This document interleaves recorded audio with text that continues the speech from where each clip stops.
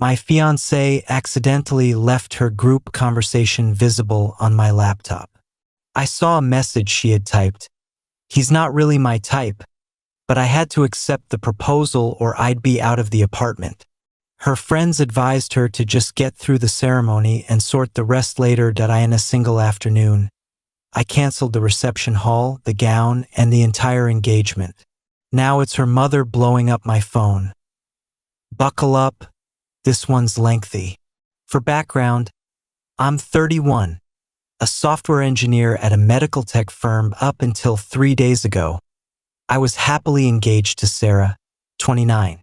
We'd been a couple for a little over 2 years and had shared my apartment for the past 10 months in what I genuinely believed was a solid, loving relationship. The wedding date was set for next May. We'd already paid deposits on the venue. She had her dress, and we were knee-deep in checklists and spreadsheets. Last Friday, I wrapped up a big project early, so my manager let the team knock off at lunch. Sarah is a realtor and was out with clients all day, which meant I had the place to myself. I cracked open a cold beer, flipped open my laptop to clear a few emails, and that's when my entire world cracked in half.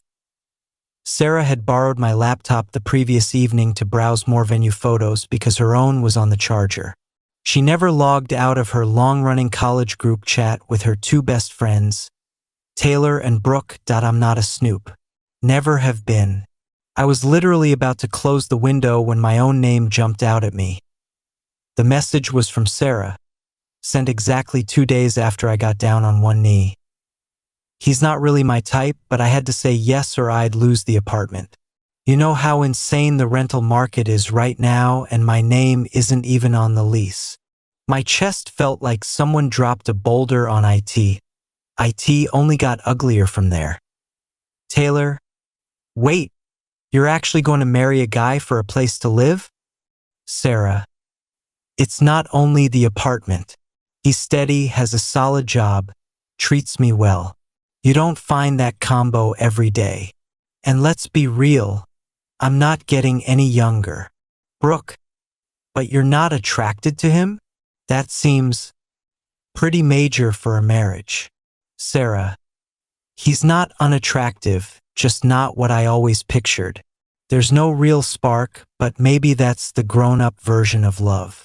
My mom always says passion burns out anyway. Security is what lasts. Taylor, so what's the actual plan? Sarah, get through the wedding, then see where we land. Worst case, if it falls apart in a few years, at least I'll be more established in my career by then. I must have reread that thread 30 times, praying I was misinterpreting, that there was some missing context. There wasn't. The woman I was ready to build a life with viewed me as a safe paycheck and a roof over her head while she climbed the ladder. Suddenly everything clicked into place. Why she rarely initiated affection, why she always deflected when I brought up having kids someday. The odd, calculating flicker I'd seen in her eyes the moment I proposed, which I'd foolishly written off as happy shock. That I sat frozen for hours, the screen glowing like an accusation. By the time Sarah walked in around 6, I'd moved past devastation and into ice-cold clarity. "Hey, honey," she called, tossing her bag on the counter. "Good day." I forced a smile. "Interesting one. Got off early. Thought I'd surprise you." "Nice," she said, already scrolling her phone, barely glancing up. "I'm wiped. 3 showings and 0 offers. Can we just order something tonight?" "Of course," I answered. "Actually, I need to step out for a bit. Forgot something at the office. I'll grab dinner on the way back." She nodded and headed for the shower without a second thought. I took my keys, wallet, and phone and made every call from my car. First, the venue. I had paid the $5,000 deposit from my own account and the contract was solely in my name. The coordinator was kind when I gave her the short version. She canceled the date quietly and promised not to contact Sarah. Next, caterer, $2,000 deposit, florist, DJ, photographer.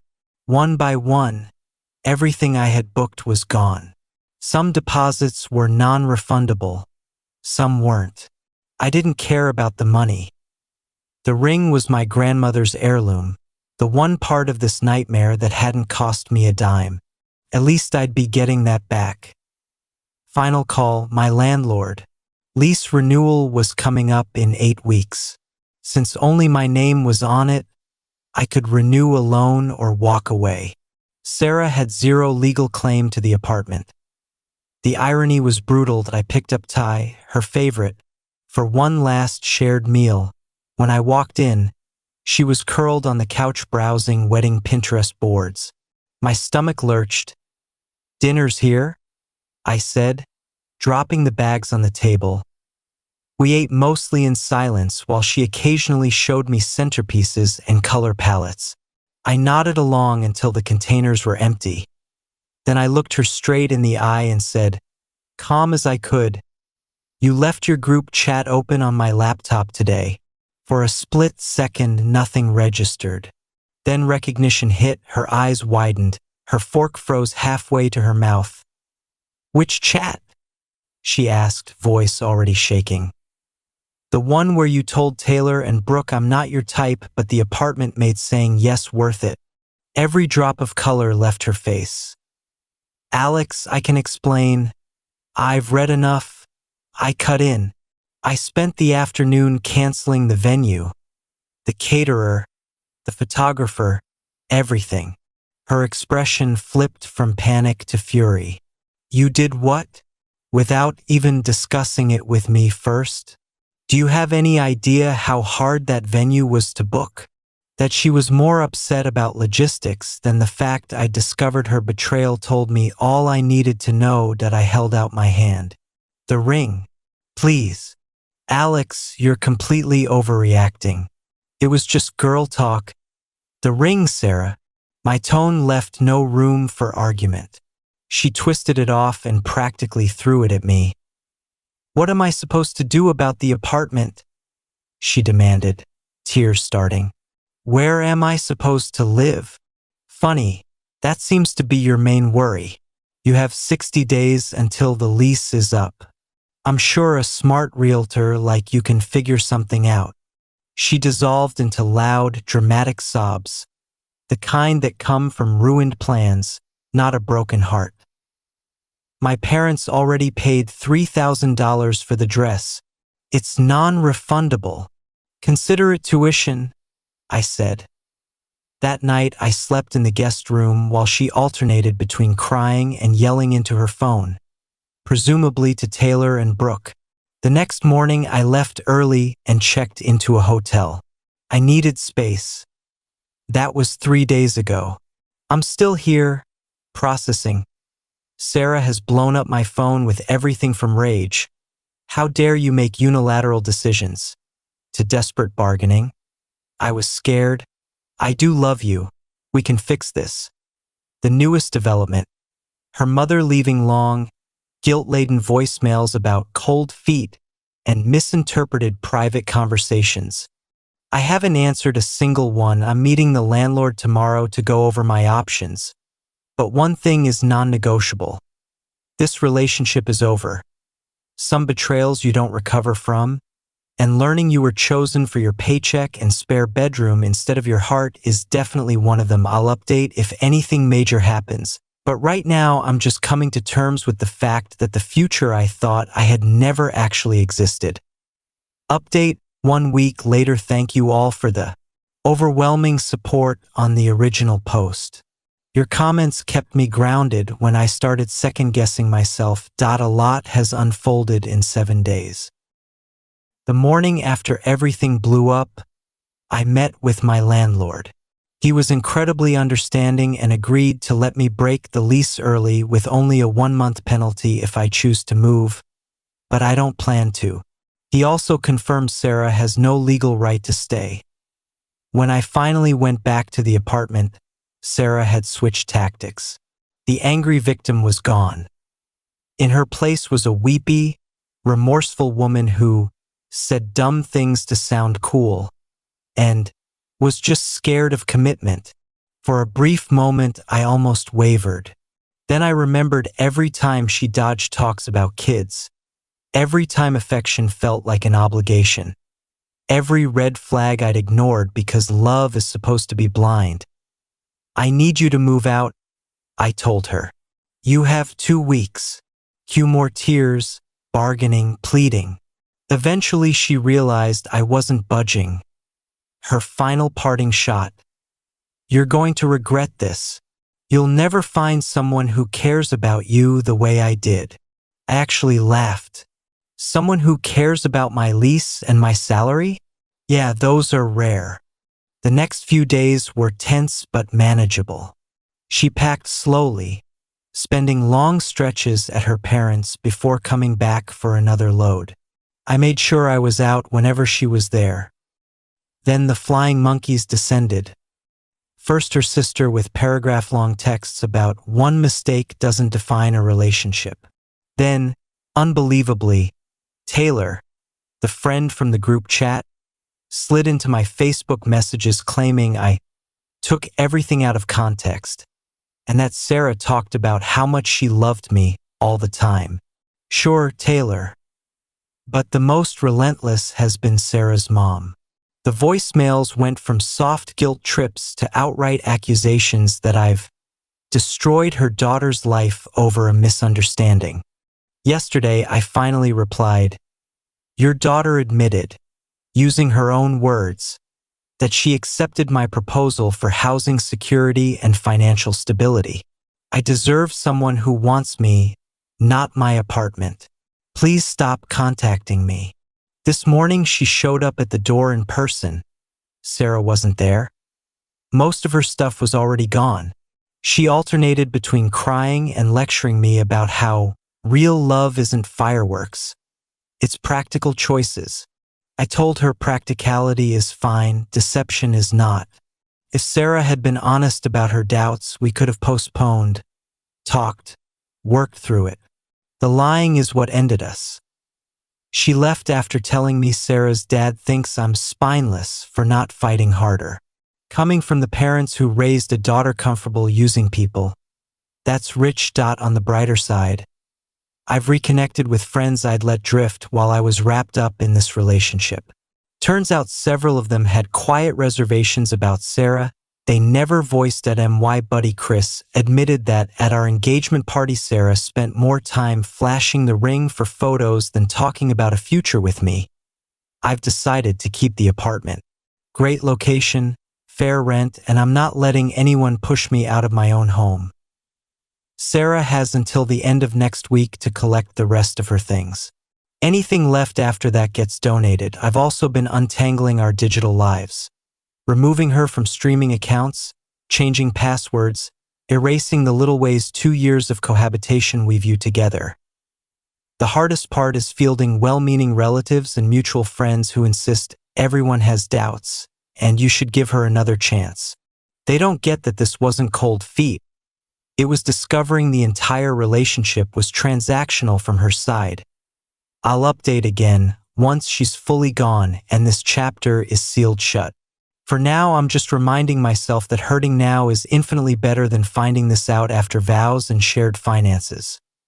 Final update, 1 month later. It's been a full month since my life flipped upside down, and this will be my last update for anyone who followed along. Sarah is completely moved out as of 2 weeks ago. Her final day was quiet. She and her dad came for the furniture while I killed time at a cafe nearby. When I got back, her keys were on the counter next to a 5-page handwritten letter. I didn't want to read it. Curiosity on IT was the usual mix of apologies, claiming she didn't realize what she had until it was gone, that she'd grown to love me deeply but was too immature to recognize real love versus the Instagram version. Maybe there's a grain of truth in there, but nowhere did she explain why she couldn't have been honest from the start instead of lying for months. The apartment feels bigger, quieter, and, honestly, more peaceful. I rearranged everything, hung some new art, and it finally feels like mine again. Lease renewed. No drama to Sarah's mom, made one last lunch invitation, just to talk. I politely declined and said I needed to keep this boundary. She actually accepted it this time. Mutual friends say Sarah is staying with her parents for now, and her real estate pipeline has dried up a bit. Several couples we know decided to use different agents after word spread. I don't take joy in that. I genuinely don't wish her professional harm. All wedding cancellations are finalized. I ate roughly $9,000 in non-refundable deposits, but that's cheap compared to a divorce. A few vendors quietly refunded partial amounts after I explained the situation. Small kindnesses that meant a lot. The dress found a new home. Sarah's mom called, not to beg this time, to say another bride in almost the exact situation bought it at a fraction of the price. Circle of life, I guess. The biggest surprise came from Brooke, one of the original group chat friends. She emailed a sincere apology for not pushing back harder when Sarah made those comments, and confirmed this wasn't the first time Sarah had strategically dated up for stability. Apparently, I replaced a previous boyfriend the moment a better financial prospect appeared. History almost repeated itself. This time she miscalculated that I've started therapy to unpack the trust damage, and my therapist made an interesting point. The speed and decisiveness with which I dismantled everything suggests I may have had subconscious reservations of my own. Food for thought. Do I regret ending it so cleanly? Not for a second. The sadness I feel is for the future I thought we had, not for Sarah herself. When I think of her now, it's with a distant sort of pity. Someone so focused on security that she missed out on actual connection. Moving forward, I'm pouring energy into myself. Picking up old hobbies, spending real time with friends, pushing for the next promotion at work. Dating is on hold until I trust my own radar again. When I do put myself out there, I'll be looking for someone who chooses me because of who I am, not what I own. Someone who sees me as a partner, not a safety net. To everyone who commented, sent messages, or just read along. Thank you. You helped me hold the line when it would have been easy to fold. And to anyone going through something similar, when someone shows you their true priorities, believe them the first time. This chapter is closed. It wasn't the ending I planned, but it might be the beginning I needed.